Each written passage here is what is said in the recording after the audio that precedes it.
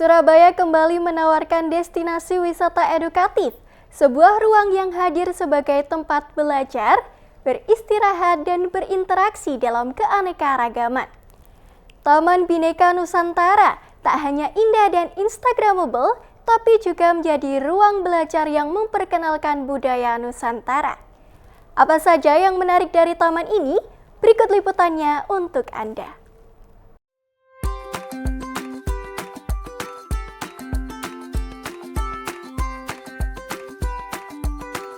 Halo Creative People, pernah bayangin melihat berbagai macam rumah adat Indonesia berada dalam satu kawasan? Gak cuman bayangan, sekarang kalian bisa melihat langsung di Taman Bhinneka Nusantara, Surabaya. Taman ini jadi tempat yang unik, di mana edukasi, budaya, toleransi, dan keindahan visual beradu dalam satu kawasan. Penasaran seperti apa keunikannya? Yuk ikuti jalan-jalan kita kali ini.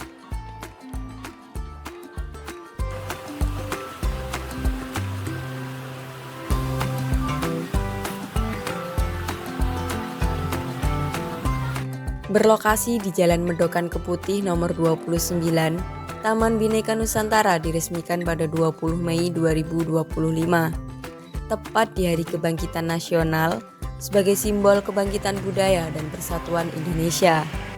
Dibangun di atas lahan 1 hektar, taman ini hadir sebagai ruang belajar dan refleksi budaya dengan desain terbuka yang ramah untuk semua kalangan. Nah, Creative People, sekarang kita sedang berada di depan salah satu miniatur rumah adat.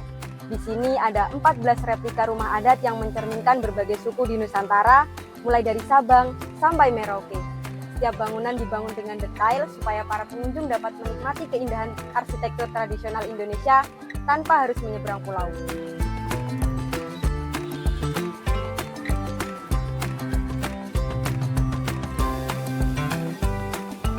Salah satu fasilitas yang menjadi pusat perhatian adalah 7 rumah ibadah yang dibangun berdekatan dalam satu kompleks. Masjid, gereja Protestan, gereja Katolik, wihara, pura, kelenteng, hingga rumah ibadah agama Konghucu yang berdiri sejajar tanpa pembatas. Suasananya mengingatkan kita pada makna persatuan dalam Bhinneka Tunggal Ika, bahwa berbeda itu biasa, dan hidup rukun adalah pilihan yang mungkin.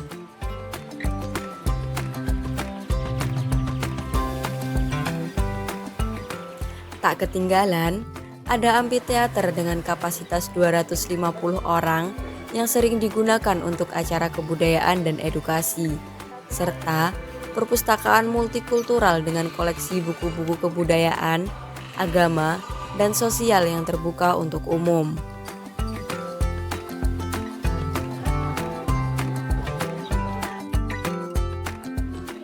Nah, Creative People, kali ini kita juga berkesempatan nih untuk nanya-nanya kepada pengelola. Yuk kita tanya-tanya.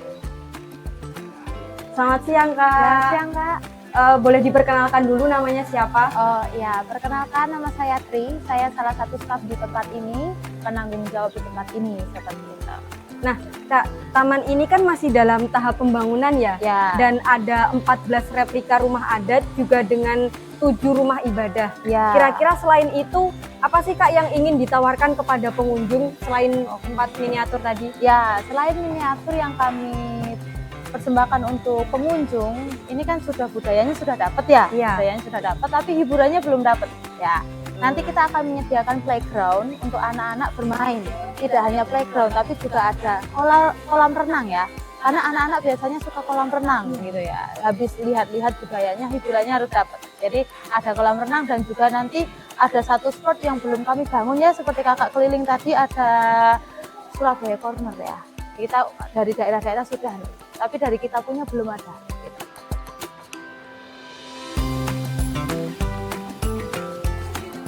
Hingga akhir Juli 2025, taman ini masih dibuka gratis tanpa biaya masuk dari pukul 8 pagi hingga pukul 5 sore.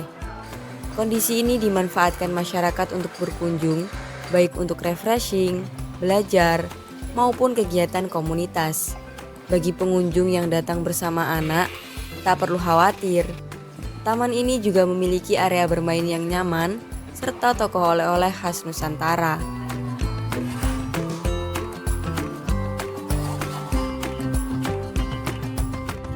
Itu dia Creative People, uniknya Taman Bhinneka Nusantara yang mengajak kita untuk melihat keberagaman Indonesia dalam satu kawasan.